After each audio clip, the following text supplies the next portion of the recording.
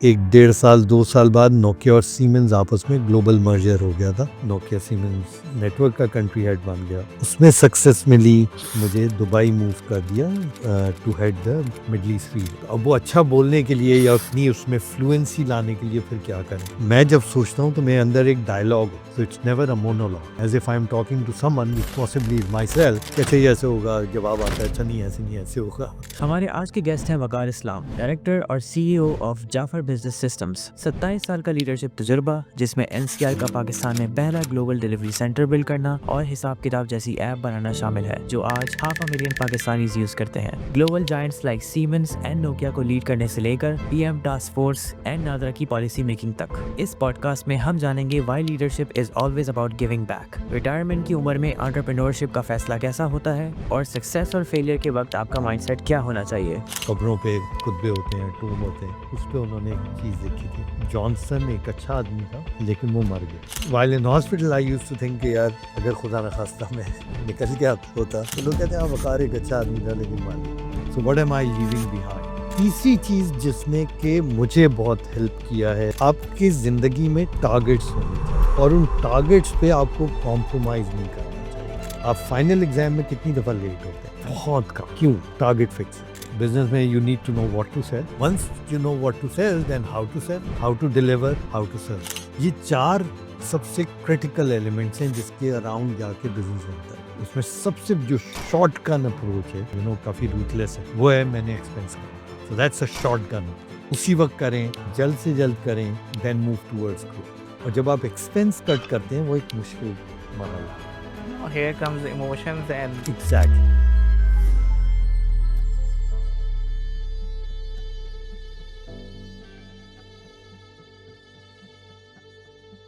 आगे बढ़ने से पहले इस चैनल को सब्सक्राइब कर लीजिए ताकि हम आपके लिए इसी तरह का इंसाइटफुल और बेहतर पॉडकास्ट बनाते रहें। और इस पूरे शो का ऑडियो एक्सपीरियंस भी स्पॉटिफाई और पॉकेट कास्ट पर अवेलेबल है, जहां पर आप हमें फॉलो कर सकते हैं। Enjoy the show.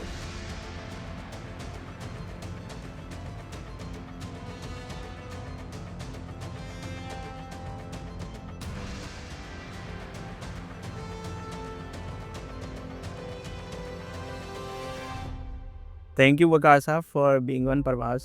Thank you for having मी।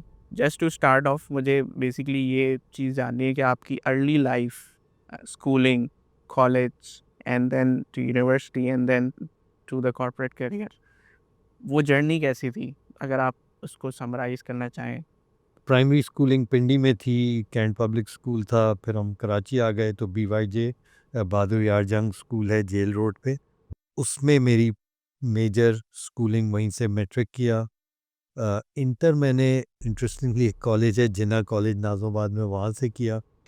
फिर बीकॉम मैंने प्रीमियर से किया, प्रीमियर कॉलेज से, और फिर कराची यूनिवर्सिटी से मास्टर्स किया। तो स्टूडेंट लाइफ कैसी थी? मज़े की थी। मैं मुझे लोग समझते थे मैं स्मार्ट बच्चा हूँ, जो कि मैं था नहीं। पढ़ाई में तेज़ था लेकिन पढ़ता नहीं था।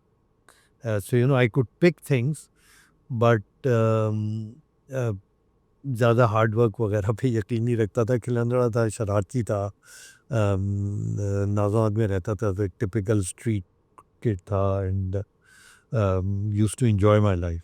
क्रिकेट खेलते थे, जो सीजनल स्पोर्ट्स उस ज़माने में जो आते थे वो हमारी स्ट्रीट्स में शुरू हो जाते थे। क्रिकेट ज़्यादा थी लेकिन कभी हॉकी हो गई, कभी फुटबॉल हो गई, कभी बैडमिंटन हो गई, तो बहुत स्पोर्ट्स बहुत खेले।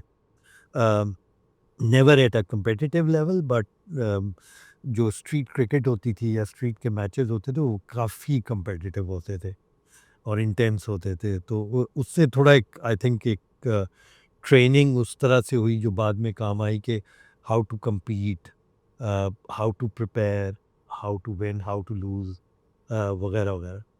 अ, एक यूनिवर्सिटी कॉलेज लाइफ मुझे कोई बहुत याद नहीं है, ठीक थी।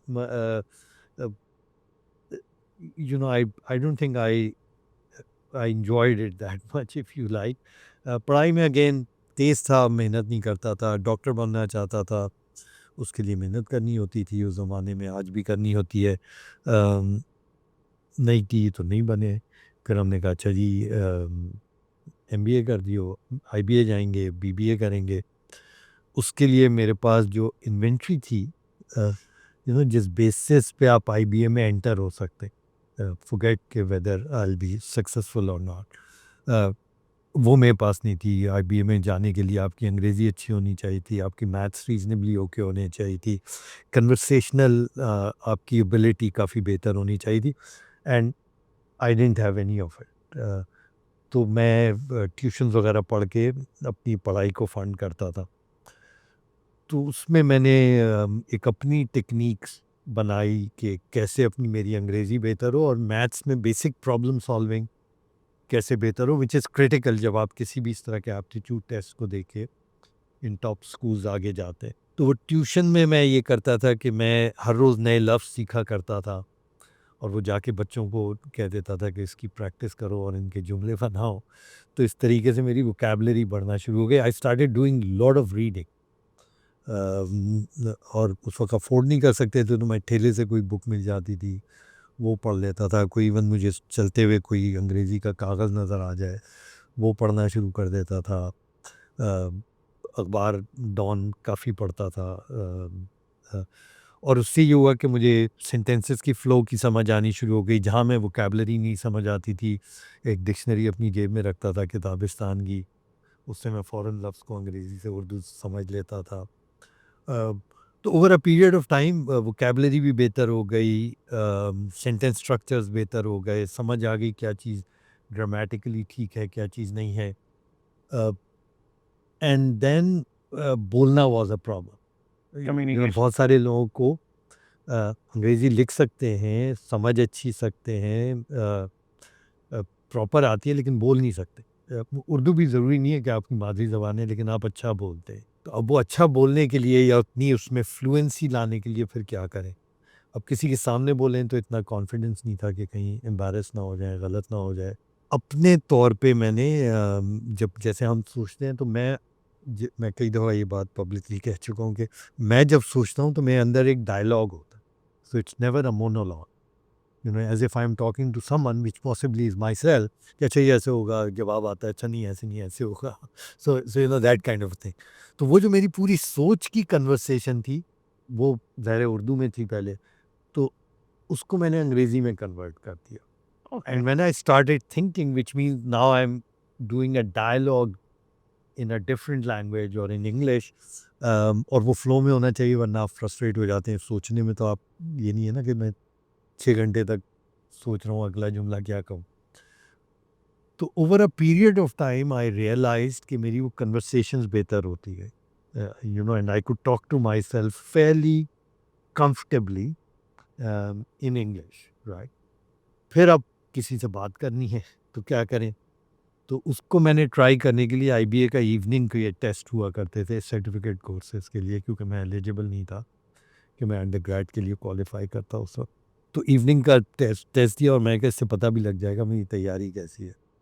तो जब टेस्ट दिया तो पास हो गए सर्टिफिकेट कोर्स के लिए। तो वो 1-2 सेमेस्टर्स मैंने किए। उसका सिर्फ़ मकसद कोर्सेज़ वोर्सेज़ नहीं था, वो ये था कि अपनी अंग्रेज़ी ज़रा प्रैक्टिस करूँ, माहौल मिल जाएगा। तो वहाँ गया तो वो अच्छा रहा काफ़ी, एंड कोई हँसता नहीं था, खुश होते थे। तो 3-4-5 महीने में अंदाज़ा हो गया कि आई एम नाउ देयर। और इसी तरह चूँकि ट्यूशन पढ़ाता था और उसमें बच्चों की जो ख़ास तौर से 7th-8th ग्रेड की मैथ्स होती है, वो सारी प्रॉब्लम सॉल्विंग पे होती है और वो आईक्यू बिल्डिंग पे होती है, तो that help me a lot. तो ख़ैर फिर आईबीए का टेस्ट हुआ, आईबीए चले गए। तो एक लेसन मुझे ये मिला कि ज़िंदगी में आपको अपने ऑब्जेक्टिव्स क्लियरली डिफाइन करने चाहिए। तो मैंने जो ऑब्जेक्टिव रखा था जब मैं डॉक्टर नहीं बना, जो ज़ाहिर एक सेटबैक था ज़िंदगी में, वो ये था कि आईबीए जाना है किसी तरह, and I was determined to get into IBA. So that was the core objective that time. Right, ठीक है। But subsequently I realise it was a pretty idiotic objective. Objective ये नहीं होना चाहिए कि आईबीए जाना है, ऑब्जेक्टिव होना चाहिए था आईबीए से ग्रेजुएट करके ज़िंदगी आगे बनानी है। तो जब आईबीए पहुंच गए तो वापस अपनी पुरानी हरकतों पे चले गए कि पढ़ाई नहीं करनी है और वही मस्तियाँ करनी है और शरारतें करनी है और तंग करना है वगैरह। तो आईबीए में फ़ेल हो गया, आईबीए ने निकाल दिया। सो आई was thrown out of IBA justifiably. उस वक्त मैं शायद नहीं कहता था, लेकिन अब आप पीछे देखें तो all these were life changing moments, जिससे कि ज़िंदगी में सेटबैक्स आपको सिखाते हैं, अगर आप सीखना चाहें तो अंदाज़ा हुआ कि कहाँ कहाँ गलतियाँ की। और फिर मैंने M.Com किया और फिर मैं नौकरी की जानिब आ गया, राइट। नौकरी में जाते हुए मैं बड़ा क्लियर था, और उसमें मेरे बड़े भाई मरहूम होते थे, वो इंस्पिरेशन थे मेरी, कि मैंने करियर अपना सेल्स के थ्रू बनाना। ओके। और चूंकि वो टेक्नोलॉजी में थे तो मेरा भी शौक था कि मैंने टेक्नोलॉजी में किसी तरह जाना है। तो मुझे जॉब मिल गई आज जिस कंपनी में मैं हूँ। एक मेरी जो कंपनी है JBS, जाफर बिजनेस सिस्टम्स, उसी में ही जॉब मिली मुझे। उस वक्त जाफर ब्रदर्स नाम था, आज भी जाफर ब्रदर्स है, लेकिन अब हम एक इंडिपेंडेंट कंपनी है। उस वक्त हम डिवीजन थे। तो ये लोग ज़ीरोक्स फ़ोटोकॉपियर्स वगैरह नए नए लाए थे। अब आज के बच्चों को शायद फ़ोटोकॉपियर पता भी ना हो कि क्या होते हैं। तो उसमें मुझे सेल्स की जॉब मिल गई एंड डिड प्रीटी वेल। सिर्फ 7-8 महीने रहा था इन माय इनिशियल करियर, और बहुत अच्छे रहा time, very successful, and so that gives me lot of confidence के आई कैन एक्सेल। रिलेशनशिप बननी शुरू हो गई, लोगों से मिलना शुरू हो गया, सक्सेस मिलनी शुरू हो गई। And then in my time, आज भी सैडली पाकिस्तान में अब MNCs इतनी बची नहीं है, तो MNC में जाने का शौक़ था, तो मुझे NCR में ऑफ़र आ गई, मैं NCR चला गया। तो and I was growing pretty fast in NCR in my career ladder. So in 1999, यानी which is after 14 years of starting my career, मैं NCR का country head बन गया। I think I was 36, 37 at that point in time. बहुत again अल्लाह ताला ने success दी। NCR में बड़े मज़े मज़े के काम किए हमने। पाकिस्तान की पहली NCR MNC थी, या टेराडेटा MNC थी, जिसने अपना ग्लोबल डिलीवरी सेंटर पाकिस्तान में इस्टेब्लिश किया मेरे ज़माने में, जब मैं हेड कर रहा था। CMM लेवल 5 किया, यूनिवर्सिटी प्रोग्राम शुरू किए। So we did lot of interesting stuffs, and not just we were a big name in Pakistan, हम ग्लोबली NCR 120 मुल्कों में था, या टेराडेटा, तो उसमें पाकिस्तान का बड़ा नाम था, in terms of the kind of work we were doing. फिर 2005 में I decided to switch from NCR after almost 19.5 years and moved to Nokia. तो नोकिया के कंट्री हेड बन गए। पाकिस्तान में नोकिया का नया सेटअप था, तो वो अल्हम्दुलिल्लाह इट वेंट प्रीटी वेल। 1-1.5 साल 2 साल बाद नोकिया और सीमेंस आपस में ग्लोबल मर्जर हो गया था, तो पाकिस्तान में भी नोकिया सीमेंस नेटवर्क हो गई, तो मैं नोकिया सीमेंस नेटवर्क का कंट्री हेड बन गया। उसमें सक्सेस मिली, तो मैं फिर मुझे दुबई मूव कर दिया to head the middle east region. तो उनके 2 सब रीजन्स मैंने हेड किए। तो except for Saudi, I was heading every other country in 2 different state, and my career was growing at a very fast pace. तो अब मैं बिल्कुल एक यानी ग्लोबल जो टॉप लीडरशिप है उनके रेंज में था। तो मुझे बड़ा शौक़ था कि मैं ग्लोबल सी कंपनी का CEO बनूं। फिर मुझे एक ऑफ़र मिली, कॉम्पटेल एक कंपनी थी जो अब नोकिया ने एक्वायर कर ली, और उसमें उन्होंने मुझे मिडल ईस्ट अफ्रीका रीजन का सीनियर वाइस प्रेसिडेंट, और मैं उनके ग्लोबल एग्जीक्यूटिव बोर्ड पे चला गया। बहुत कम पाकिस्तानी हैं जो लिटरली बसों से और वैगनों से ग्रो करके इतने सीनियर लेवल पे गए in top corporates. So my question here is कि जब आप इस जर्नी में थे, तो मतलब वो कौन सी ऐसी चीज़ें थी जो आप समझते हैं कि जिसने आपको हेल्प आउट किया आपकी इस जर्नी में? पहला तो चीज़ें, हार्ड वर्क का ना कोई शॉर्टकट नहीं। मेहनत मैं पागलों की तरह करता हूँ, आज भी करता हूँ। I think, and again when you are in a leadership position, लोगों को भी नज़र आना चाहिए कि यार this guy is working harder than us. तो अगर मैं उनसे कम मेहनत कर रहा हूँ, तो चांसेस हैं कि वो मुझसे कम करेंगे। ओके। ठीक है? तो एक तो मेहनत का कोई शॉर्टकट नहीं है, राइट। राइट। दूसरा, आई यूज टू प्रिपेयर वेल। तो बहुत सारे लोग इस चीज़ को मिस करते हैं कि आपकी प्रिपरेशन कैसी है वो डिसाइड आपका आउटकम करेगी। ओके। आउटकम आपकी प्रिपरेशन नहीं डिसाइड करता। तो सिंपल एग्ज़ाम, यानी उसका अगर मैं मिसाल दूँ तो जो लोग पढ़ाई करते हैं, अगर यंग बच्चे, एग्ज़ाम तो 1 घंटा, 1.5 घंटे, 2 घंटे का होता है, लेकिन आपकी तैयारी 2 महीने की होती है या 6 महीने की होती है, डिपेंडिंग। तो अगर आपकी वो ठीक नहीं है, तो वो 2 घंटे अच्छे नहीं गुज़रेंगे। तो अगर उन 2 घंटों को अच्छा करना है, जिसने कि आपको आगे लेके जाना है, आखिर में लोग देखते हैं रिज़ल्ट कितना आया, लेकिन असल में वो रिज़ल्ट आता है उस प्रिपरेशन पे। तो प्रिपेयर बहुत अच्छा करें। तीसरी चीज़ जिसने कि मुझे बहुत हेल्प किया है और मैं हर किसी को एडवाइस करता हूँ, आपकी ज़िंदगी में टारगेट्स होने चाहिए, राइट?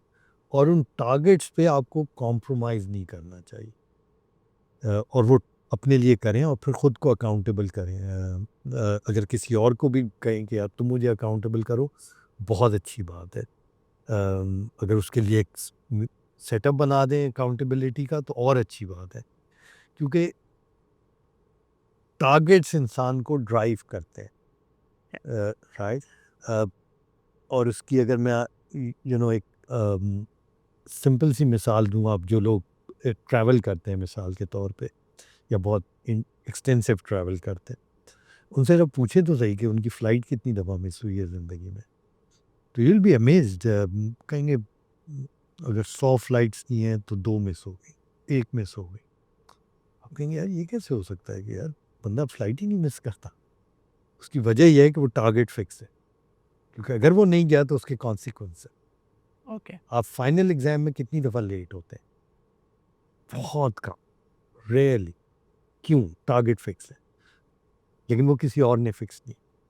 राइट। तो अगर आप अपने पे टारगेट फिक्स कर लें और उसी डिसिप्लिन के साथ जाएं कि मेरी फ़्लाइट नहीं मिस होनी चाहिए, मेरा एग्ज़ाम नहीं मिस हो सकता, तो चांसेस ये हैं कि आप ज़्यादातर केसेस में उस टारगेट पे पहुंच जाएंगे या उसके बहुत करीब पहुंचेंगे। So I am a very target driven person even today. तो मेरे नज़दीक हार्ड वर्क बहुत सारी हैं, लेकिन अगर मैं 3 पिक करूं तो hard work, preparation, how well you prepare for the outcome, and target, very obsessed with target. जैसे आपने टारगेट के बारे में बात किया, तो क्या ये टारगेट और ऑब्जेक्टिव्स आपके वक्त के साथ साथ चेंज होते हैं, इवॉल्व होते हैं, या वो आपको यूनिफॉर्म ही रखने चाहिए? What's your thought? So evolve होते हैं। I don't think there is anything called fixed target, okay. Right. होने भी नहीं चाहिए। एट एनी गिवन टाइम आपके टारगेट्स होते हैं, एक बड़ा गोल होता है, राइट। लेकिन वो बड़े गोल भी चेंज होते हैं। मैं अपनी अगर मिसाल दूं तो मैं, as I was growing up in my career, तो मैं एक एमएनसी का कंट्री हेड बनना चाहता था, and I honestly used to think यार ये मेरा पिनेकल होगा, और मैं बस यहाँ पहुँच गया तो इससे आगे उसके बाद रिटायर हो जाएंगे, दैट्स वाज। तो विच मेंट कि मैंने अपने आप को, I did not assess my self correctly at that point in time, और मैंने अपने आप को अंडर असेस किया। मेरी सलाहियत ज़्यादा थी, लेकिन मैंने कहा बस यहाँ पहुँच जाए। लेकिन जब मैं वहाँ पहुँच गया तो मैं कहा यार आई कैन गो फर्दर, ठीक है। तो फिर हमने नेक्स्ट गोल सेट कर लिया, and that was the right thing to do. अगर मैं यही सोचता कि इधर ही रहना है, तो आज मैं उधर ही होता, या वहीं से मैं निकल गया होता और आपके साथ नहीं बैठा होता, ठीक है। अच्छा, जब वहाँ पहुँच गए, जब अगले गोल पे अब क्या करना है, क्योंकि या तो अब आगे रास्ता नहीं है तो आप नए रास्ते बनाएं। तो अगर रास्ता नहीं है तो हमने कहा एंटरप्रेन्योर बन जाते हैं, ठीक है। तो गोल चेंज हो गया, अब एंटरप्रेन्योर बन गए, अब क्या करना है, तो हम नए टारगेट हैं कि पहले एक कंपनी थी, अब 2 करनी है, 2 हो गई तो 3 करनी है। तो they should evolve with time. What should stay constant is the principle, कि आप किन प्रिंसिपल्स के साथ उन टारगेट्स पे जाना चाहते हैं, और ये बहुत ज़रूरी है ज़िंदगी में। अम, बहुत सारे लोग टारगेट्स अचीव करने के लिए वो चीज़ें करते हैं, सैडली हमारे यहाँ चूँकि ज़रा हमारे प्रिंसिपल्स या मोरालिटी बहुत कॉम्प्रोमाइज़ हो गई हैं इन मैनी मैनी केसेस। तो हम हर वो हरकत करने पे तैयार होते हैं जो किसी सिविलाइज्ड मुल्क में या किसी सिविलाइज्ड लोगों में नहीं होनी चाहिए। प्रिंसिपल्स नहीं कॉम्प्रोमाइज़ होने चाहिए। अगर आपने प्रिंसिपल कॉम्प्रोमाइज़ कर दिए तो फिर वो सक्सेस नहीं। सक्सेस का मेयार ये है कि मैंने जो अचीव करना है, आज मैंने आपके साथ पॉडकास्ट करनी थी, मैं यहाँ वक्त पे आ गया, हमने बात कर ली, सक्सेस है।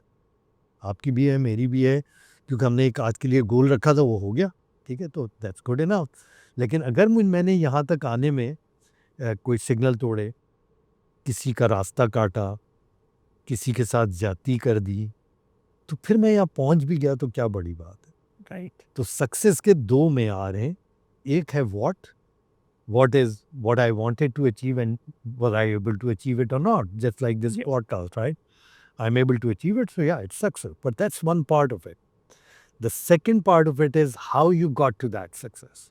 Okay, whether it's right or wrong. Exactly. तो जब तक what और how combine ना हो, वो success नहीं है. So that's the way I live my life. Successful corporate career, right? Then transition आपने किया entrepreneurship की तरफ, और वो भी पाकिस्तान जैसे मुल्क में, और एक उस एज में जहाँ लोग रिटायर होते हैं, ठीक है। So how was this for you? I mean as an experience, मैं हर एतबार से उसको देखूँ कि आप जब कॉर्पोरेट लाइफ में होते हैं अर्ली, तो आपको बहुत मेहनत करनी, since you talk about hard work, so entrepreneurship requires more hard work. So I just wanted to know your thoughts about this transition. तो ट्रांजिशन का जो पूरा प्रोसेस था ना डिसीजन मेकिंग का, वो बहुत इंटरेस्टिंग था। So I was in my corporate career, मैंने सोचा नहीं था कभी कि मैं फुल टाइम एंटरप्रेन्योर बनूंगा। जो अभी आदमी नौकरी करता है ना, ज़्यादातर लोग किसी ना किसी स्टेज पे ये सोचते हैं यार अपना काम करते हैं, फिर डर जाते हैं, और डरने की बहुत सारी वजूहत हैं। हम भी डरते थे, सोचते ज़रूर थे कि बनना है, लेकिन ये कभी नहीं सोचा था कि फुल टाइम एंटरप्रेन्योर बनेंगे, राइट। तो मुझे जब मैं दुबई में था, तो 2012 में I had a mild heart attack, nothing यानी overly serious, heart attacks are always serious, but went to the hospital, वो स्टेंट वगैरह लग गया, सब ठीक हो गए। I was 50 back that, because मैं इतना कुछ 54 मुल्क मेरे अंडर थे, तो I use travel like crazy. मैंने कभी काउंट नहीं किया, लेकिन मेरे ख्याल में मैं 6 टेक ऑफ लैंडिंग करता था हर हफ्ते। So that was my life. So it was a very fast-paced, uh, very typical corporate executive life. Busy, in your own, always on the move. तो डॉक्टर ने मुझे एक चीज़ कही थी कि यार देखो, ज़िंदगी गुजारना ना एक मैराथन की तरह है। तुम्हारे जैसे लोग ना उसे स्प्रिंट समझते हैं। तो कितने 100 मीटर भाग लोगे, कितनी देर तक भाग लोगे, तो थक जाओगे। तो मैराथन को मैराथन की तरह गुजारो। So that more less made me think कि यार अब यही करना है, या थोड़ा you need to relook at the life. And the other thing is, और ये इन अ फनी वे मैं बताता हूँ, लेकिन बहरहाल ये सीरियस चीज़ है। तो हमारे एक वो सेटायरिस्ट होते थे, ज़मीर जाफरी, उनका एक बड़े मज़े की उन्होंने लिखा था, लोगों की डेथ के बाद जो कब्रों पे कुतबे होते हैं, टूम होते हैं, उस पे जो चीज़ें लिखी होती हैं, उस पे उन्होंने एक चीज़ लिखी थी। तो मुख्तलिफ थे, उसमें एक ये भी था कि एक टूम पे लिखा हुआ था कि जॉनसन एक अच्छा आदमी था, लेकिन वो मर गया, ठीक है। And while in hospital I used to think कि यार अगर खुदा न खास्ता मैं निकल गया होता, तो लोग कहते हैं हाँ वकार एक अच्छा आदमी था लेकिन मर गया। So what am I leaving behind, right. So the legacy तो comes in here. या तो नौकरी में तो कोई लेगेसी नहीं है ना, सिवाय ये कि आपने बहुत सारे लोगों को बनाया, वो आगे गए, या आपने हेल्प किया उनको करियर में, लेकिन वो भी out of sight is out of mind. तो हमने कहा यार छोड़ दे क्या जाएंगे। तो that was the other thought which came to my mind कि यार अपना काम करते हैं। तो these two things triggered the change, and in hospital I decided I'll go into a entrepreneurial role. लेकिन उस एपिसोड ने वो खौफ निकाल दिया था मेरे दिल में से कि यार नौकरी नहीं हुई तो क्या करेंगे। तो मैं सोचा था अगर आज मैं नहीं होता तो क्या होता। जो भी होता वो तो मेरे बाद वाले भुगतते हैं ना, मैं तो निकल गया था, राइट। तो ये डिसाइड कर लिया, वापस आ गए। ज़ाहिर है कॉर्पोरेट एंटरप्रेन्योरशिप मुश्किल काम है। उसको जो रैशनलाइज़ किया वो ये किया कि देखिए जो कॉर्पोरेट लाइफ होती है उसमें इन मेजॉरिटी केसेस तो अगर बिज़नेस को आप 3-4 सिंपलिस्टिक चीज़ों में डिवाइड करें ना, तो बिज़नेस है क्या? बिज़नेस में you need to know what to cell.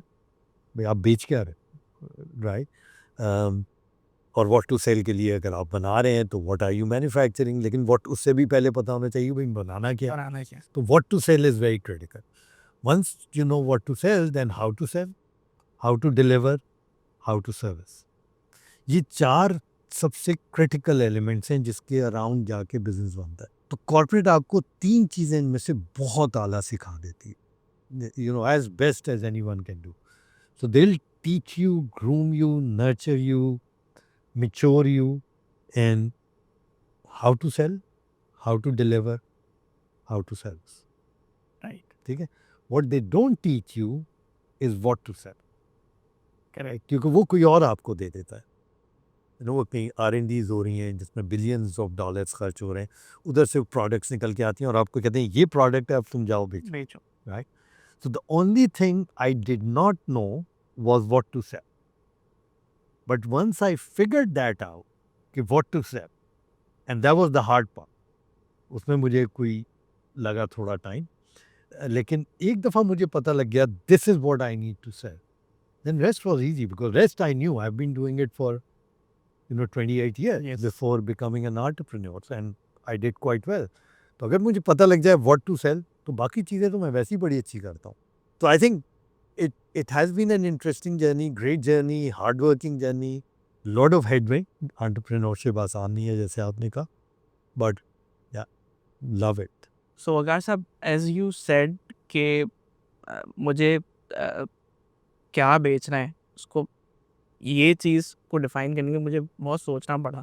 तो इसका कोई फ्रेमवर्क या इसका कोई ऐसा मेथड है जो स्पेशली पाकिस्तानी एंटरप्रेन्योर्स जो भी एंटरप्रेन्योरशिप की तरफ आना चाहते हैं, वो इस चीज़ को परस्यू करके 90% और सो फिगर आउट कर सकते हैं कि व्हाट टू सेल? अच्छा होगा, यकीनन होगा। मैंने नहीं यूज़ किया, so let's put it like this. मैंने क्या यूज़ किया? सबसे पहली चीज़ ये थी कि मैंने ये किया कि जितने भी लोगों को मैं जानता था, तो देखें ओवर अ पीरियड आपका एसेट क्या है एज एनी नौकरी पेशा पर्सन, राइट? आपका एसेट है वो एक्सपीरियंस जो आप लेके आ रहे हैं, और उसके वजह से आपका बहुत सारा स्किल डेवलप हो गया, ठीक है Right. ना? तो that's your strength, but there is another strength and that's your key strength.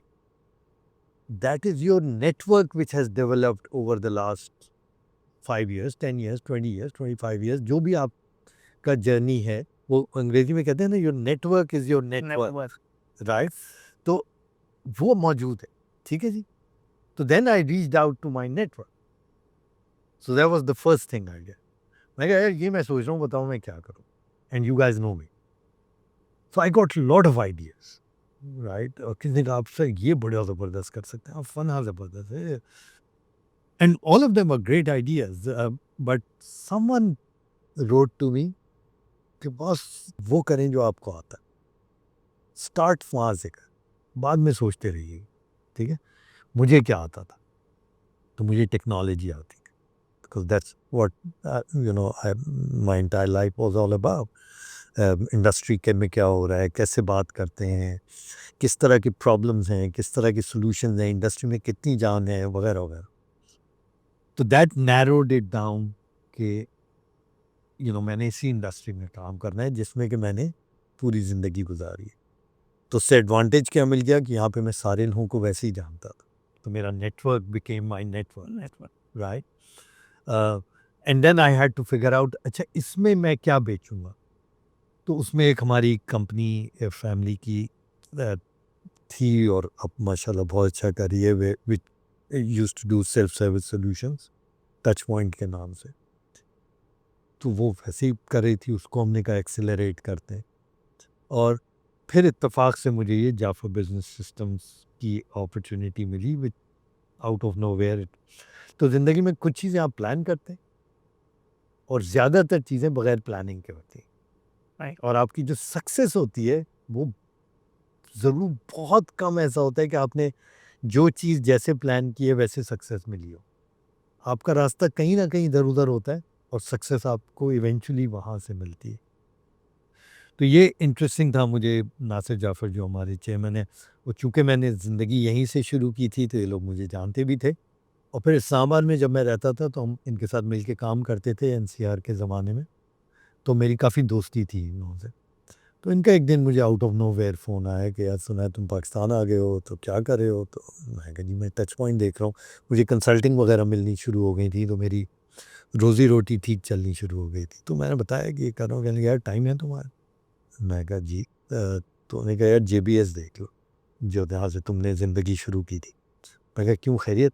कहने लगे यार हमसे नहीं चल रही और हमने बड़ी कोशिश कर ली, और अगर कल मैं फजर की नमाज़ पढ़ रहा था तो तुम्हारा ख़्याल आया, तो अगर तुम मना कर दोगे तो मैं कंपनी बंद कर दूँगा।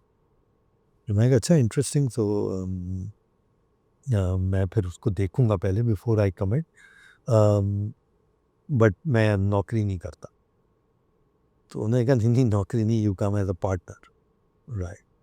सो I said okay let me have a look. तो मैंने खैर 3 महीने कंपनी को देखा कि ठीक हो सकती है, नहीं हो सकती, एंड आई रियलाइज़ कि it has lot of legs, you know, and we can take it forward. तो 3 महीने बाद जहाँ से ज़िंदगी का सफ़र शुरू किया था वहीं वापस आ गए as a director and CEO and partner.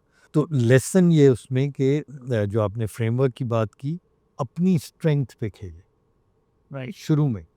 जब आप स्टेबल हो जाएँ फिर आप ज़रूर क्रीज़ से बाहर निकल के खींचिए अगर आपको शौक है। लेकिन शुरू आप करें वहाँ से जब जहाँ पे आपकी स्ट्रेंथ है। So I never followed a framework, but I'm sure there exist many frameworks. Yeah. So JBS back then, when you were offered a partnership deal, उस वक्त क्या थी और आज JBS को अगर आप देखते हैं तो कितना आपने इम्पैक्ट क्रिएट कर दिया है, क्या ट्रांसफॉर्मेशन है? Can you talk about those numbers, So the impact? जब मैं जेबीएस आया तो सबसे पहले तो ये था कि it was a division of Jaffer brothers as a company. तो हमने इसको एक इंडिपेंडेंट कंपनी कर दिया, और वो एक डिवीजन था जो अच्छा नहीं कर रहा था। अम, तो आज 11 साल बाद जेबीएस एक कंपनी है और जेबीएस की अपनी 6 कंपनीज हैं, राइट? हम यूएस में भी हैं, हम सऊदी में भी हैं, और अभी हमने यूएई में सेटअप किया, राइट? अब पाकिस्तान में हम जितना भी हमें पता है जो पाकिस्तान में कंपनीज काम कर रही हैं, उसमें हम मेरे ख्याल में सबसे बड़ी कंपनी बन गए, राइट? हमारी ग्रोथ कोई तकरीबन 14x है in terms of revenue numbers, in terms of people as well we have grown. हमारा पोर्टफोलियो अब बहुत बड़ा है। हम शायद इस वक्त टेक में पाकिस्तान की वाहिद कंपनी है जो पूरा टेक पोर्टफोलियो कवर करता है। So from compute to security to networks to consulting to application implementations to software development to AR. Right. So we cover the entire spectrum of Okay. technology, जो पाकिस्तान के अंदर तो अब कोई भी कंपनी नहीं है जो ये पूरा स्पेक्ट्रम कवर करती है। Right. And we have plans to continue to grow and continue to take it forward. So it's been a massive journey, लेकिन जो विजन है वो ये है कि JBS एक उस तरह की कंपनी बने जो जिस पे लोग फ़ख्र कर सकें और जो बिल्कुल ग्लोबल बेस्ट प्रैक्टिसेस से अलाइन हो। ये देसी कल्चर, देसी ड्रामेबाजी हैं जिनसे मुझे शदीद नापसंद है मुझे, उनसे दूर रहे, बेस्ट प्रैक्टिसेस अडॉप्ट करे। Any global company whatever they follow in the best possible way, we should be more or less close to them, if not be like them or better than them, okay. right? So that's the real goal of creating an organization which is professionally absolutely world class. I was reading your recommendations that you give to people on LinkedIn actually. So काफ़ी लोगों ने उसमें ये कहा कि बहुत सारे लोगों को आपने मेंटोर किया है और वो उनके करियर का टर्निंग पॉइंट था। As a leader, do you think this thing is, you know, this thing should be present with every leaders कि वो अपने कॉलीग्स को, सबऑर्डिनेट्स को मेंटोर करें? When you are growing in your career, initial phase of your career. It is all about growing yourself, Okay. right? But when you become a leader, it is all about growing others, Right. right? Leadership is not about taking. Leadership is about giving. And if you are not giving, in my view, you cannot be called a leader. तो इसलिए एक और बड़ा ज़बरदस्त coat है कि leaders are not known by the number of followers they have, they are known by the number of leaders they make. अच्छा, क्यों ये ज़रूरी है? और आपको अगर मैं ये कहूँ ना तो आपको पाकिस्तान का अलमिया भी समझ आ जाएगा एज अ कंट्री. देखिए वो चाइनीज़ प्रोवर्ब है ना कि fish rots from the top. Yes. तो मेरा मानना ये है कि fish also improve from the top. Okay. Right, it doesn't just rot from the top. अगर आपने ऑर्गेनाइजेशन को या मुल्क को आगे लाना है तो आपने सबसे ऊपर ईमानदार आदमी को लाना है. ये इसके बगैर पढ़ ही नहीं सकते आप, जो मर्जी करता रहे कोई. अगर आपने लीडर को लाना है, ईमानदार आदमी को लाना, ठीक है, दैट्स द स्टार्टिंग पॉइंट. उससे आप रेस नहीं जीत रहे. रेस जीतने के लिए फिर आपको स्किल्स चाहिए, बाकी सारी चीज़ चाहिए. लेकिन अगर एक बेईमान आदमी को लाएंगे, जस्ट टू एक्सप्लेन, तो प्रोसेस क्या होता है, how the rot becomes, the fish rots from the top. वो बेईमान आदमी अपने नीचे अपने से ज़्यादा बेईमान आदमी को लाएगा, अपने से कम पे नहीं लाएगा, क्योंकि उसको उसकी सपोर्ट चाहिए To stay on top. अपनी बेईमानी करने के Yes. लिए. ठीक है, तो वो अपने से ज़्यादा बेईमान लाएगा. ये जो बंदा है, ये अपने नीचे इसको भी लोग चाहिए, ये उससे ज़्यादा बेईमान लाएगा. आपकी पूरी चेन चली गई उस तरफ. ये अगर निकम्मा है, ठीक है, और आपने सिफारिश से इसको यहाँ तक बिठा दिया, ये अपने से नीचे एक और सिफारिश का लाएगा. Right. ठीक है, तो आपकी फिर कॉम्पिटेंस और एफिशिएंसीज नीचे जाना शुरू हो जाएंगी. तो ये तो एक साइकिल है. So that's the way I look at it. And if you look at Pakistan, this is exactly what has happened to this country. If you look at many of our organization and public sector, this is exactly what has happened. Now, इसको converse कर देते हैं. So let's look at the other scenario. If you bring an honest guy up there, वो कोशिश करेगा मेरे से ज़्यादा honest बंदा नीचे आए. यहाँ वाला बंदा कोशिश करेगा मेरे से ज़्यादा बंदा honest नीचे आए. So it works in the reverse cycle, right? उधर वो अपने से ज़्यादा बेईमान लाएगा, इधर अपने से ज़्यादा ईमानदार लाएगा. इसी तरीके से अगर ये कॉम्पिटेंट है और मेरिट पे आया हुआ है, ये अपने नीचे उससे ज़्यादा मेरिट पे लाएगा बंदा, उससे ज़्यादा कॉम्पिटेंट लाएगा. क्यों? क्योंकि इसकी ख्वाहिश है मैंने और ऊपर जाना है इन ऑन मेरिट. तो उसको जो ऊपर पुश करेगा, वो ये बंदा ऊपर पुश करेगा, because he is good and he wants to grow as well. But where will he grow? Because this is the ceiling. So unless this guy goes up, he doesn't have a place to go. So he'll push this guy to go up. You understand? And your entire country or organization will start to expand. तो इसलिए जो मैंने कहा कि leaders cannot be about taking. Leaders have to be giving. अगर आपने आगे बढ़ना है ज़िंदगी में, तो आपको अपने नीचे लोगों को बढ़ाना होगा कि भाई अब तो this guy is becoming equal to me. ठीक है, तो अगर मैंने वाकई I need to stay a leader, so I need to become even better than him. Only then I can stay a leader, right? Otherwise he will push me on the side. तो इसलिए जो mentorship वगैरह की चीज़ है, I do it as a selfish person and I love doing it, right? मुझे कोई बुलाता है मैं चला जाता हूँ and I don't care कौन है क्या है, just because if I can spend 1 hour or 2 hours of my time giving, I'm sure I'll get much bigger return from it in any other form. Right. So that's something I love doing.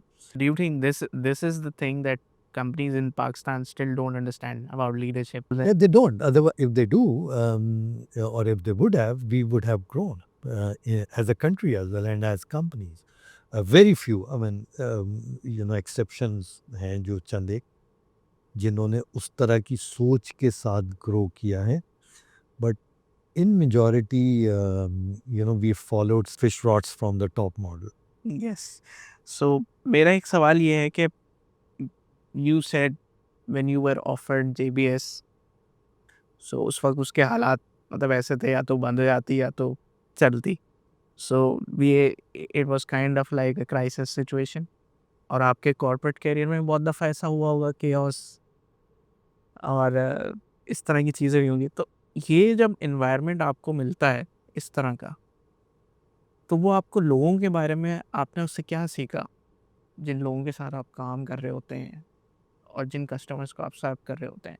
तो देखो, turn around is a skill sector, right? और मुझे अपनी ज़िंदगी में छोटी-छोटी turn arounds तो आप करते रहते हैं, लेकिन 3 मैंने बड़े टर्न अराउंड्स किए हैं, राइट? तो इसलिए मुझे टर्न अराउंड का थोड़ा पता है कि कैसे काम करता है। तो सबसे पहली चीज़ टर्न अराउंड में आपको अम, देखनी होती है। Of course you always look at people, but first is, अच्छा, what why would he put it on sleep? कोई वजह क्या होती है? अ, एक ही वजह होती है, ठीक है, कि company has lost is financial mojo, right? कि उसकी feasibility to exist has finished और हैज़ सीज्ड, राइट? तो सबसे पहले तो आपने उसकी फाइनेंशियल वायबिलिटी ठीक कर। तो फाइनेंशियल वायबिलिटी ठीक करने के लिए आपको, जब आप एक दफ़ा पी&एल देखते हैं, उसमें सबसे जो शॉर्ट गन अप्रोच है, जो अच्छी नहीं है या काफ़ी रूथलेस है, वो है मैंने एक्सपेंस कम करा। So that's a short gun approach, right? उसी वक्त करें, जल्द से जल्द करें, then move towards growth, right? और जब आप एक्सपेंस कट करते हैं, वो एक मुश्किल मरहला है। Now here comes emotions and exactly, ठीक है? the तो अब चॉइस क्या होती है आपके पास as a leader? And I think मुझे अब इतना अर्सा हो गया प्योर लीडरशिप में भी, मुझे अब तकरीबन 26 साल का करियर है मेरा, सिर्फ यानी जब से मैं ये लीडरी शुरू की है, राइट? तो आपके पास चॉइस है, शॉर्ट टर्म बचा लें या लॉन्ग टर्म बना लें। तो ये दो पाथ है। शॉर्ट टर्म बचाने का क्या मतलब है?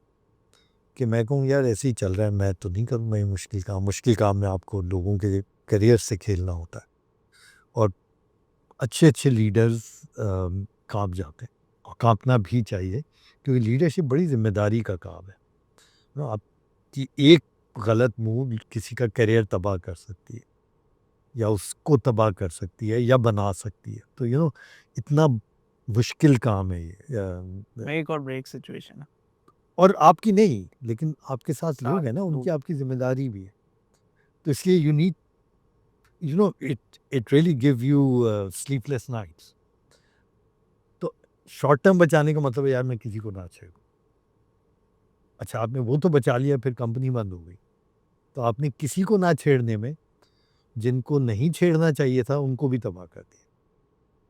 तो ये तो आपने शॉर्ट टर्म बचा। लॉन्ग टर्म ये है कि you make those tough calls. आप कहते हैं यार अगर मैं ये 10 बंदों की कुर्बानी दे दूं, जो क्राइटेरिया है उस बेसिस पे वो फिट होते हैं, और मैं ये 20 को बचा दूं, तो वो जो 20 बचेंगे उससे मैं 200 और ले आऊँगा। करेक्ट। तो क्या ये बेहतर है कि मैं 10 की कुर्बानी दे के, जो नहीं देनी चाहिए, शायद उसका नुकसान हो, और 200 बना पाऊँ, या मैं 10 के साथ 20 को भी डुबा दूँ, right? So that's a choice, first choice in any turn around any leader has to make, right? And I just got the courage to make those decisions in all cases, right? जब आप नौकरी में होते हैं, जैसे जब Nokia में था मैं, या एनसीआर में था, उसमें आप पे फोर्स किए जाते हैं decisions. So you are not मतलब basically फैसले सामने तो आप ही हैं, लेकिन आपको कह दिया गया कि तुमने 20 बंदे कम करने हैं। अब आप या तो आप मना कर दें तो आप नौकरी छोड़ दें, yes। या आप हाँ करें तो फिर आपने एग्जीक्यूट करना है। तो फ्रंट फेस आप है, तो लोगों का ये ख्याल है आप कर रहे होते हैं, लेकिन वो पीछे से फोर्स होते हैं। जब डिसीजंस फोर्स होते हैं क्योंकि आप नहीं ले रहे, तो ज़रा अंदर आपको इतना खौफ उस तरह से नहीं होता कि यार मैं क्या करूं। लेकिन एंटरप्रेन्योरशिप में ये फैसला आपने आपने करना, करना। So that becomes a tough one, तो तो वो उस तरह के फैसले किए। एक दफ़ा जब आपको आपका पीएनएल बेसिक शेप में आ गया, now it is at a shape where company की financial viability is back, now it is all about growth, right. Right? अब आप भागें, because that is what will determine the future, not the shotgun approach. Shotgun approach is few months, do it, move on. इसी का follow up मेरा एक question ये है कि can you remember some tough decisions that that you made and you think that अगर मैं वो नहीं लेता तो आज मैं यहाँ पे नहीं होता और ऑल ऑफ देम जब भी इस तरह की, but there have been many, मतलब एक तो नहीं है।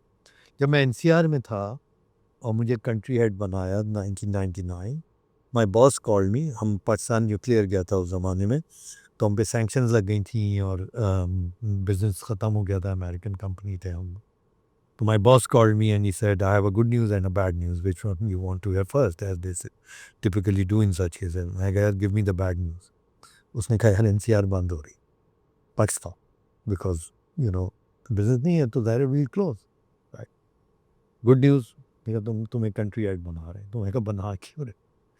So he said, यार you have 1 year to close the shop, hand it over to a distributor or whatever, and then we'll move you to the Gulf. And then I asked him, is it the final decision? Is there hope? And he said, देखो ये business decisions होते हैं, अगर तुम जान डाल दोगे company में तो 1 साल में बदल जाएगी चीज़ें। So I said, okay, what do I need to do? तो उसने कहा कि यार immediately ये steps लेने, which were tough steps, और वो तुमने कहा।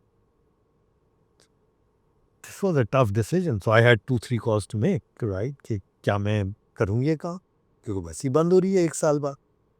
तो यार तो मुझे भी निकाल ही देंगे ना। अभी तो मुझे उन्होंने चूँकि एग्जीक्यूट करना है तो उन्होंने कह दिया हम तुम्हें गल्फ मूव कर देंगे, लेकिन हो सकता है 1 साल बाद कहें भैया आप भी जाएं, राइट। तो मैं अभी से नौकरी देख लूँ या मैं कहूँ मैं टर्न अराउंड करूँ। So I opted to turn around and I made those tough calls, right. And अल्हम्दुलिल्लाह in a years time NCR grew, right? So because I was able to make those tough calls, NCR became the top company and we became the global delivery center. So going back, वो जो भी उस वक्त 6-8-9 लोगों की कुर्बानी दी थी, जो दी थी, जिसका दुख रहता है आपको, लेकिन अगर वो नहीं करते तो जब मैंने छोड़ी थी तो हम कोई 25-30 लोगों की कंपनी थे जब मैंने टेक ओवर किया था। जब मैंने छोड़ा था तो 500 लोग थे, वाह, ठीक है। तो वो 500 नहीं बनते, राइट। ठीक है। तो इस तरह के कई फैसले हैं ज़िंदगी में, जो अगर नहीं करते तो आज यहाँ नहीं होते। मेरा एक क्वेश्चन इसी से रिलेटेड है कि क्या लीडरशिप आपको सिखाई जा सकती है या you are born with? What's your thought about it? मैं इस चीज़ को नहीं मानता कि you are a born leader या इस तरह की। लीडरशिप इवॉल्व होती है, आप देखते रहते हैं, आप सीखते रहते हैं। मेरा नहीं ख्याल है कि मैं बचपन में लीडर था या मैं जब बड़ा हो रहा था तो लीडर था, but I started following leaders, I started looking at what they do right, what they don't do right, and I said I can do it as well. और सिखाई भी जा सकती है। सिखाने का तो देखें, any leader for that matter, any one. So I am a life long student, so I am here because I am learning, right? And in the bargain, somebody else is learning from me as well. तो I don't subscribe to the school of thought कि वो leaders born होते हैं।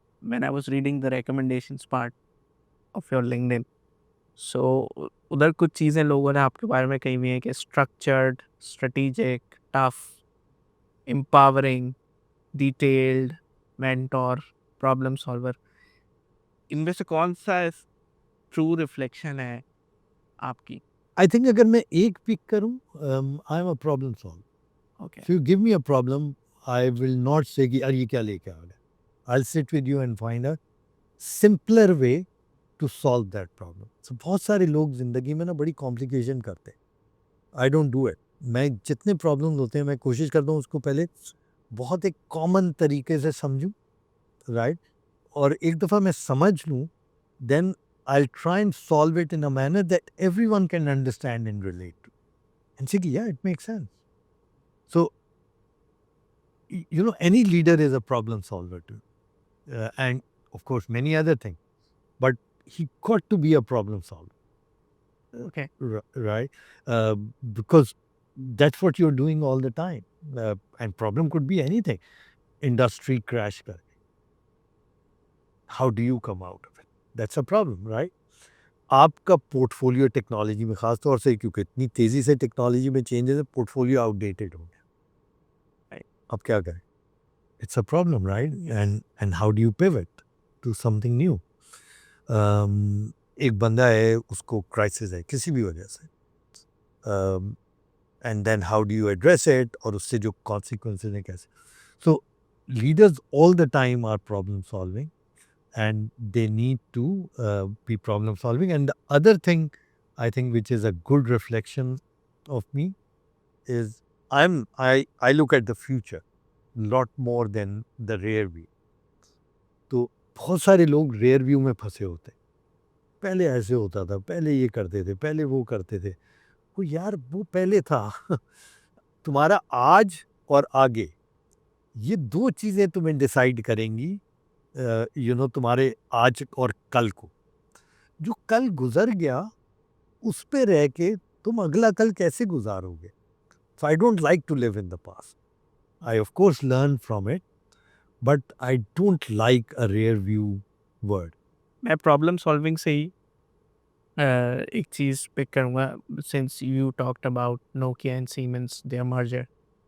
जब आप उस environment में जा रहे थे, तो how was that experience, and I mean what were the first 90 days? Massive, right. मुझे पहली दफ़ा पता लगा कि बहुत सारे लोग ये बात करते हैं ना कि कल्चर फ़र्क होता है कंपनीज में, कल्चर बड़ी चीज़ है. तो I realized how big is this thing called culture, and how big an impact does the culture have. Doesn't matter either your home or company or country or whatever. तो जब मैं चूँकि Nokia में कर रहा था और फिर नोकिया सीमेंस बनी थी, और पाकिस्तान में we were one of the top countries for Nokia Siemens around the world, क्योंकि हमारा बहुत बिजनेस था, hundreds of millions of euros Pakistan से. तो नोकिया का कल्चर बिल्कुल फ़र्क था. It was very open, very flat, very fast paced. Siemens का कल्चर बड़ा हायरार्किकल था. आपको हर चीज़ असिस्टेंट्स के थ्रू जाएगी, सबके बंद कमरे हैं, अपने अपने कमरे हैं. नोकिया में किसी के कमरे नहीं होते थे, राइट. मेरा भी कमरा उस ज़माने में होता था, बाद में वो भी ख़त्म हो गया. आज भी मैं कमरा नहीं यूज़ करता, so I sit in the open. तो लेकिन मेरा रूम हमेशा ओपन होता. Anyone could walk into my room, but this was unheard of in Siemens, right. आपका ब्रीफकेस कोई कैरी करता था या लैपटॉप बैग, आप नहीं करते थे. If you are in a senior position, your driver will carry your laptop. Nokia में इट वाज अ सिन. मतलब I personally have hated this culture all my life. So these are just few example. जब हम Nokia से siemens में गए, और मैं Nokia से चूँकि गया था, तो सीमेंस में ज़ाहिर है जो लोग आए थे सीमेंस से, वो बहुत कंसर्न थे कि एक नोकिया का बंदा आ गया हमारे ऊपर, वो तो पता नहीं क्या करेगा, उनका कल्चर पता नहीं कैसा है. उनको कंफर्ट देना पहले, और फिर ग्रेजुअली अपने कल्चर को उनको सिखा के अडेप्ट कराना. ये इतना बड़ा चैलेंज था कि आप सोच नहीं सकते. मैं आपको एक मुझे याद आ गया, एक बहुत मज़े का किस्सा है. तो सीमेंस में हर किसी के दरवाजे बंद होते थे, और मुझे बिल्कुल पसंद नहीं है कि दरवाजे बंद हों किसी के भी. आप बाहर लोगों को, आपको पता होना चाहिए बाहर ज़िंदगी कैसी है. एज अ सीनियर पर्सन आपके बाहर के लोगों को पता होना चाहिए अंदर बंदा बैठा हुआ है, मतलब ये ऐसे क्या है कि उससे आप हाथ नहीं मिला सकते जाके, राइट. तो दरवाजे खोल दें यार. तो मैं I started telling them the benefits of having open doors etcetera. कुछ लोगों ने रेजिस्ट किया, बट इवेंचुअली सबके डोर्स ओपन हो गया, ठीक है.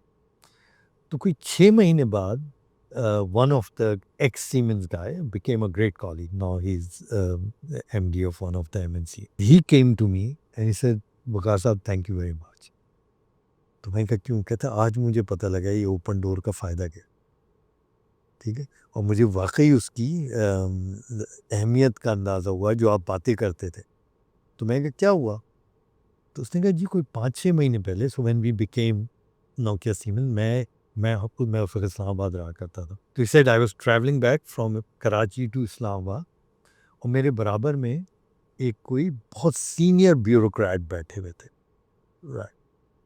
तो उनसे बातें होना शुरू हो गई. आप कहाँ काम करते हैं, आप क्या करते हैं, और तो उसने कहा जी मैं नोकिया सीमेंस में सुना हुआ था उन्होंने। मैंने कहा अच्छा उसका तो अभी मर्जर हुआ है वगैरह वगैरह, तो क्या आप फ़र्क देख रहे हैं? तो उसने कहा जी बहुत सारे फ़र्क हो गए।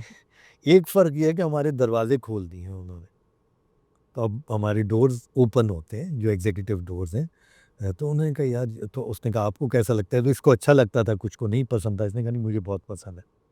तो उन्होंने कहा अच्छा है, लेकिन गवर्नमेंट में नहीं हो सकता है, उसमें तो बड़े मसाइल हैं, तो गवर्नमेंट में तो ये पॉसिबल ही नहीं है।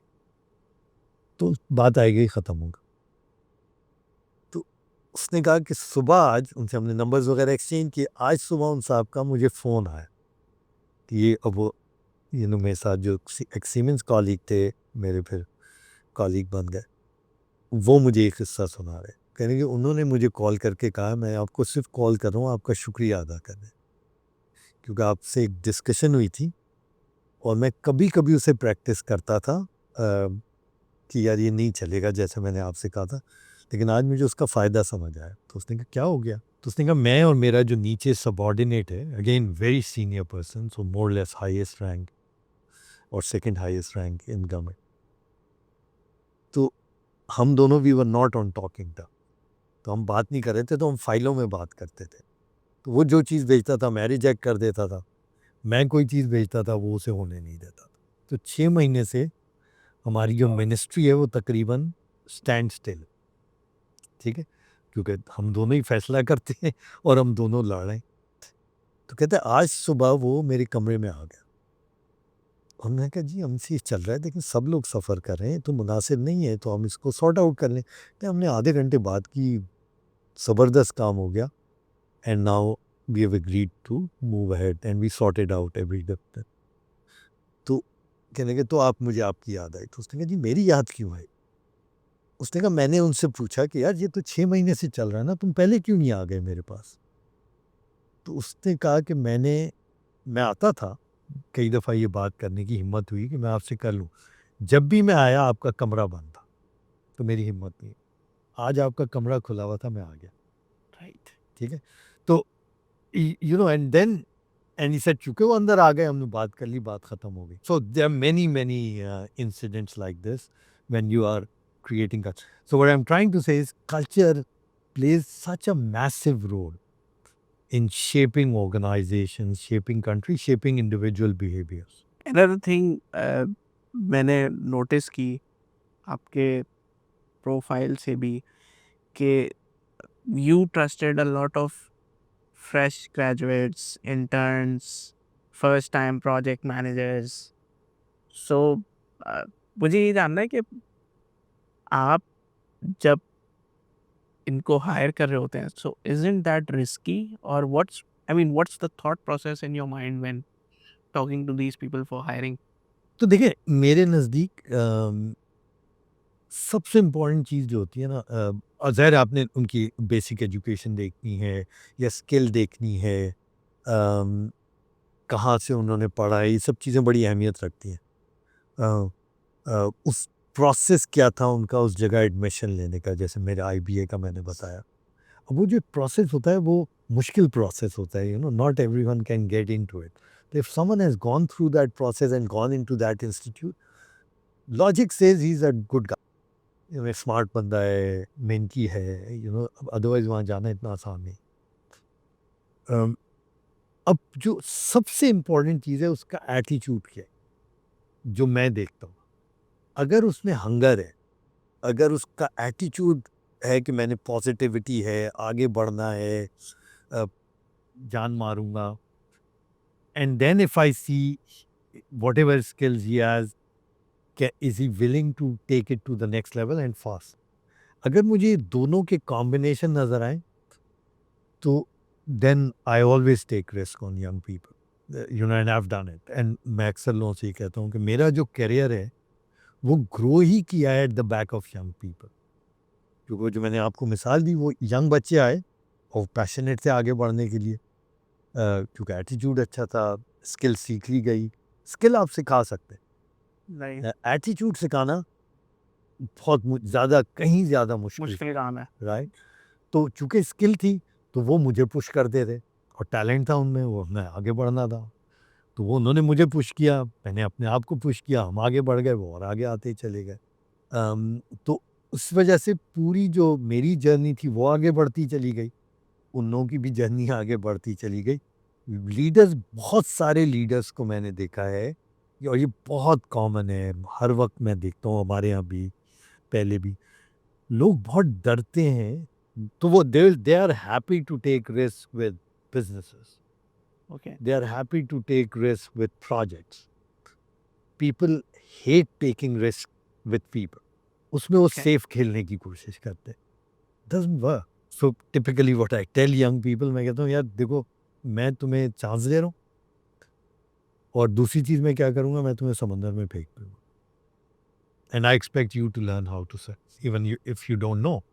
And if you do, then swim against the tide and come to the shore. Right? सिर्फ मैं तुम्हें गारंटी ये दे रहा हूँ, that's the only comfort you need to have, तुम्हें डूबने नहीं दूंगा.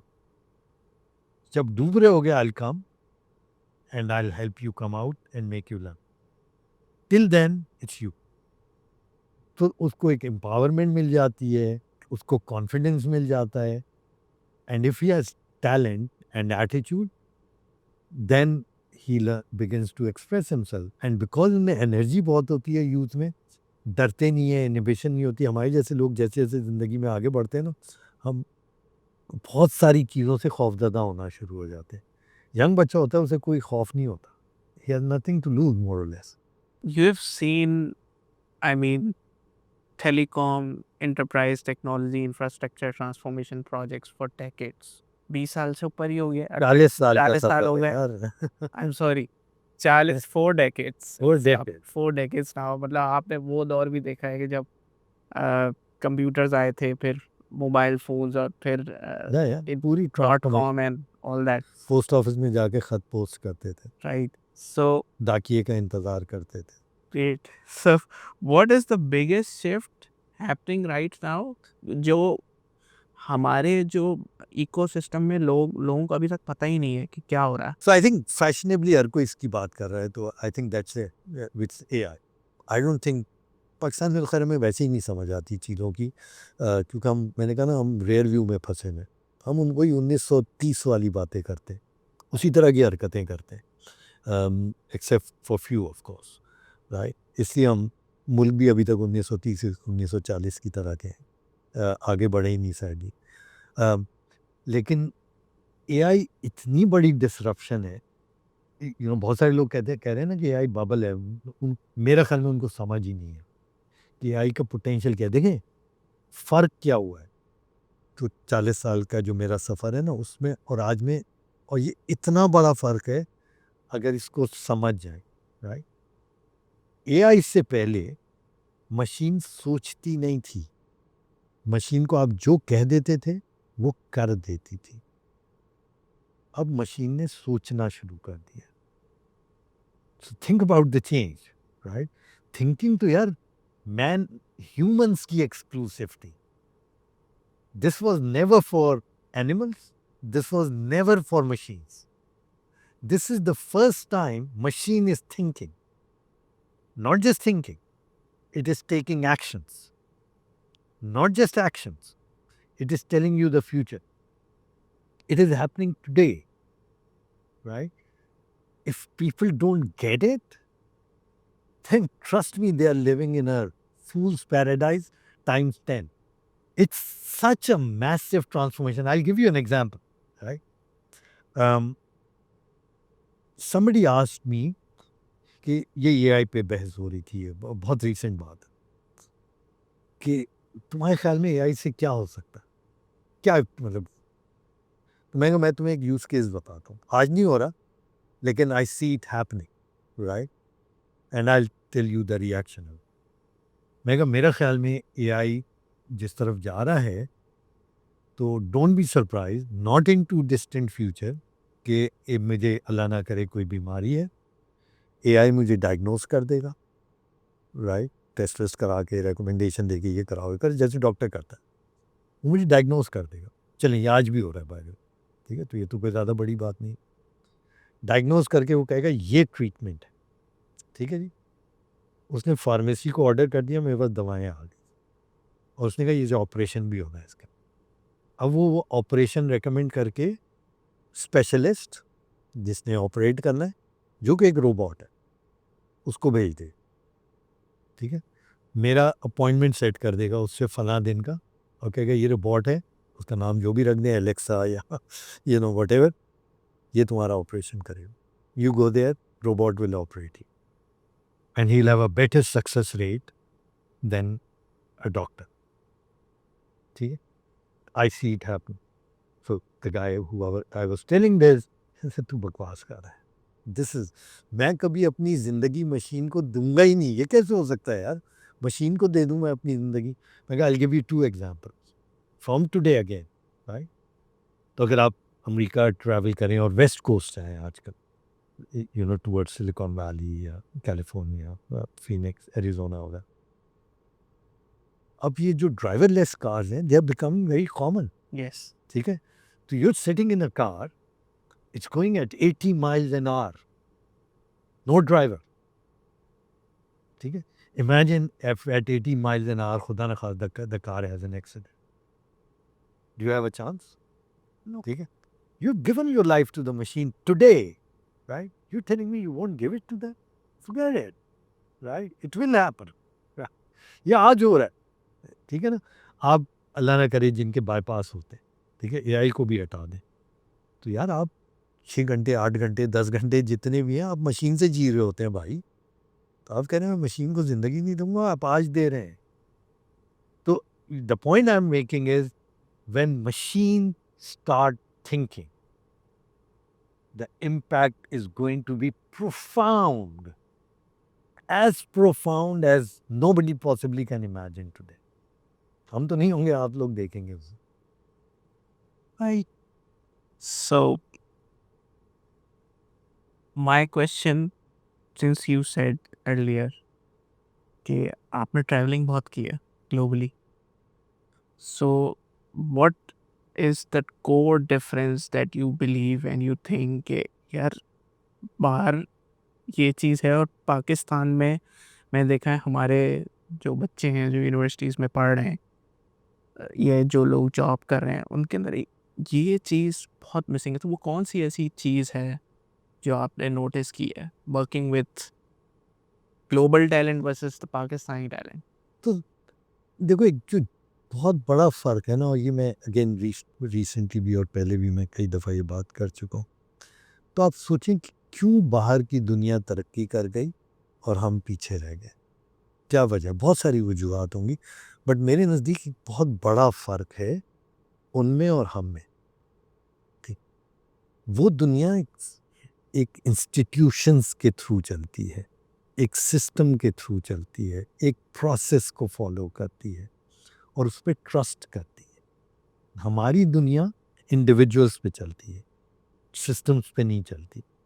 प्रोसेसेस से हम नफ़रत करते हैं, ठीक है। बच्चे हों, बड़े हों, हमारी जनरेशन के ज़्यादा कसूर हैं, बच्चों को तो मैं बिल्कुल ब्लेम नहीं करता। मैं ये मिसाल मैं पहले भी दे चुका हूँ, दोबारा दे देता हूँ। मैं अभी रिसेंटली अमेरिका में था, अपने बेटे के साथ ड्राइव कर रहा था मैं, तो मैं हाईवे पे हम जा रहे थे, and this will explain to you the difference between the two. तो हाईवे पे आप वहाँ जब निकलते हैं मेन रोड से और हाईवे पे कट करते हैं, तो you got to cut at a pretty high speed in your lane, right. तो as I was doing it, I told my son कि my problem with coming on highway is कि I will instinctively slow down. मैं wired हूँ इस तरह से कि मुझे स्लो होना है। क्यों? क्योंकि दोनों तरफ से गाड़ियाँ आ रही हैं ना, आपके इस लेन में भी आ रही है, इधर से भी है, लेफ्ट से भी आ रही, राइट से भी आ रही है, सामने से भी आ रही। क्योंकि मुझे यकीन है इस बात का कि अगर मैं स्लो नहीं करूँगा, वो बंदा आके मुझे हिट कर देगा, ओके, वो अपनी लेन में रहेगा ही नहीं, ठीक है। तो I distrust the system, I am wired like this, right. Okay. क्योंकि अगर हम गाड़ी चलाते हैं, हमें यकीन होता है कि इसने मुझे आके हिट करना है, मैंने स्लो होना है, मैंने बचाना है, ठीक है। उधर मैं कहा तुम गाड़ी चला रहे होगे, and this word I told my sun, you will not even bother about it. तुम्हें इस बात पे यकीन है कि वो बंदा अपनी लेन में रहेगा, अपनी लेन में टर्न करेगा और वो तुम्हारे तक आएगा ही नहीं। तो you trust the system. I distrust the system because I've never seen a system function, right? तो जो बेसिक फर्क है, जब आप सिस्टम के अंदर आते हैं आपकी स्पीड बढ़ती है, स्पीड कम नहीं होती। वो पाकिस्तान में कोई ज़रा 70 माइल पे मुझे टर्न करके दिखा दे, नहीं कर सकते, ठीक है? ये सिस्टम नहीं है, आप डर रहे हैं ये मार देगा, वो मार देगा। अक्सर एक्सीडेंट्स हुए हैं और फेटल एक्सीडेंट, लोगों ने ट्रैफिक लाइट तोड़ दी क्योंकि वो फॉलो नहीं करता, ठीक है? अब सिस्टम बनाया है, अब देखिए लोग फॉलो कर रहे हैं। तो जो फ़र्क है बेसिक, वहाँ पे उनको समझ है इस बात की कि इंस्टीट्यूशंस की क्या अहमियत है, स्ट्रॉन्ग सिस्टम्स प्रोसेसेस की क्या अहमियत है, उनको टेक्नोलॉजी के थ्रू कंट्रोल करने की क्या अहमियत है। यहाँ जितना जो हमारी अशराफिया है, जिसमें मैं भी शामिल, मुझे तो नफ़रत है इस चीज़ से। मैंने कोई काम कराना होता है, मैं फ़ोन कर देता हूँ, काम हो जाता है, राइट? मैं सिस्टम के अंदर जाता ही नहीं। सिस्टम के अंदर तो एक बेचारा एक आम आदमी जाता है, वो रुल जाता है। अच्छा, मैं चूँकि सिस्टम में जा ही नहीं रहा, मुझे क्या पता उसके हिल्स क्या हैं? मैं तो सिस्टम के बाहर सारे काम कर रहा हूँ, तो मैं सिस्टम बनाता ही नहीं। मेरे नज़दीक तो सिस्टम बेस्ट है। पाकिस्तान में इस अशराफिया के लिए इससे बेहतर मुल्क नहीं है। एक मिडिल क्लास और गरीबों के लिए इससे बदतर मुल्क नहीं है, राइट? क्योंकि वो जब सिस्टम में घुसता है वो कहता है भाई मैं किधर फंस गया हूँ। इसलिए जब वो बाहर जाता है ही शाइन्स, राइट? क्योंकि वो सिस्टम के अंदर आ जाता है, तो because he is so resilient by the time he is groomed there, तो वो उधर जाके वो कहता है ये तो अब मैं भाग सकता हूँ। Now he starts running and he does well. इधर भागने का उसे चांस ही नहीं है।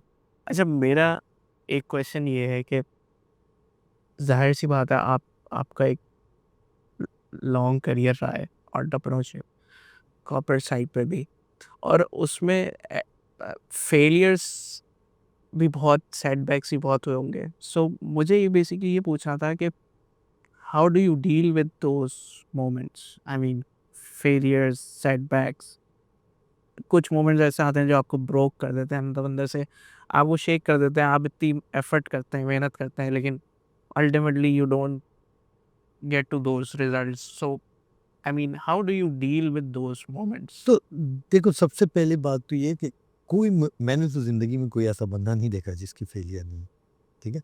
और जो जितना आगे गया उसकी इतनी ज़्यादा फेलियर। किसी को भी देख लें, स्पोर्ट्स में देख लें, पॉलिटिक्स में देख लें, कॉर्पोरेट लाइफ में देख लें, हर की फेलियर से भरी हुई है कहानी। As a general rule you will have more failure, less success in life, right? But it's your failure which gets you to the greatness. Simple example अगर ले लें, कोई भी स्पोर्ट्स उठा लें, any sport, and I really don't care which one, या एक आध कोई एक्सेप्शन हो तो अलग बात है। टेनिस चूँकि मैं फॉलो करता हूँ, तो Roger Federer, greatest ever possibly, statistically जोकोविच, राइट? बट रॉजर फेडरर ने अपनी ज़िंदगी में गालिबन 81 ग्रैंड स्लैम खेले, 81 ग्रैंड स्लैम, जीता तो वो 21 है, ठीक है?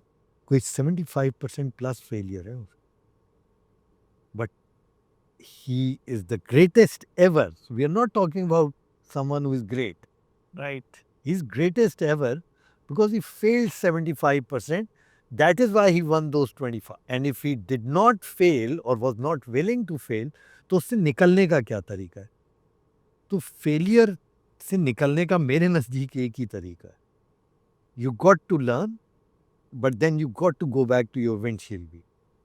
Okay. क्योंकि now you know your failure has become your rear view. Rear view में आप रह नहीं सकते। जितनी जल्दी रेयर व्यू से निकल के अब क्या करना है, which is the windshield view, the front end view, जहां आपने सोच लिया अब क्या करना है, now you are in a positive frame of mind and you will come out of it, right?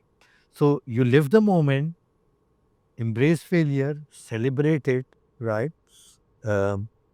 But then से अब क्या करना है, ठीक है? हो गया ना, अब मैं क्या इसको रोता रहूँगा तो मतलब इससे क्या हल हो जाएगा?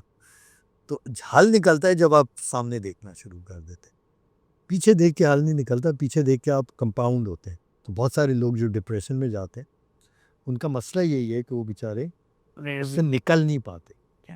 तो the only way I know coming out of it is to shift from the rear view, because the moment a failure has hit, now it has become the past. But it's your future that you should be concerned with, not the past.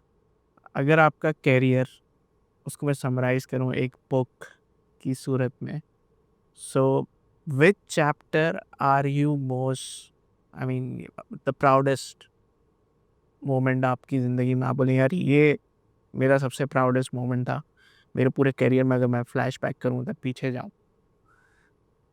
तो I think अगर मैं एक pick करूँगा तो वो जब हमने हमारी ग्लोबल डिलीवरी सेंटर सेटअप की थी, क्योंकि वो मेरी नौकरी नहीं थी. That I did because I love my country and I thought ऐसा काम कर जाए जो किसी ने ना किया.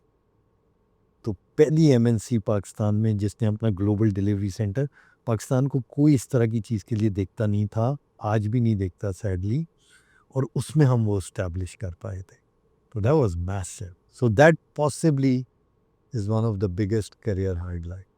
And what do you want our audience जो हमारा ये पॉडकास्ट देख रहे हैं, वो क्या ऐसी चीज़ें आपकी जर्नी से सीख सकते हैं? वो क्या एक चीज़, दो चीज़ या 2-3 चीज़ें ऐसी आपकी जर्नी से वो सीख सकते हैं? देखिए, मेहनत, जो मैं पहले भी कहता, मेहनत का कोई शॉर्टकट नहीं है. आउटकम अच्छा है बुरा है, इतना परेशान ना हो. ये देखें कि मेरी प्रिपरेशन ठीक थी, मैं मेहनत कर रहा हूँ, क्या मेरी प्रिपरेशन सही डायरेक्शन में थी. इतना ज़रूरी है प्रैक्टिस करना, प्रिपेयर करना, प्लान करना ज़िंदगी में, क्योंकि सिर्फ वो चीज़ आपकी सस्टेनेबल सक्सेस डिफाइन करती है. सस्टेनेबल सक्सेस कभी भी शॉर्टकट अप्रोच नहीं होती. उसके लिए जो लवाजमात हैं, जैसे मैंने स्पोर्ट्स की मिसाल दी कि मैच तो 1-1.5 घंटे का होता है, 2 घंटे का होता है, क्रिकेट में 5 दिन का होता है, तैयारी उसकी सालों की होती है. अगर वो सालों की तैयारी ना हो तो आप 5 दिन में कुछ नहीं कर सकते. You will be blown away, right? Same with life. So work hard, prepare well, plan well, then execute. जान लगाते. Thank you Waqar sahab, it was pleasure hosting you. Thank you so much. Thank you for having me. Absolute pleasure. Thank you. Thank you.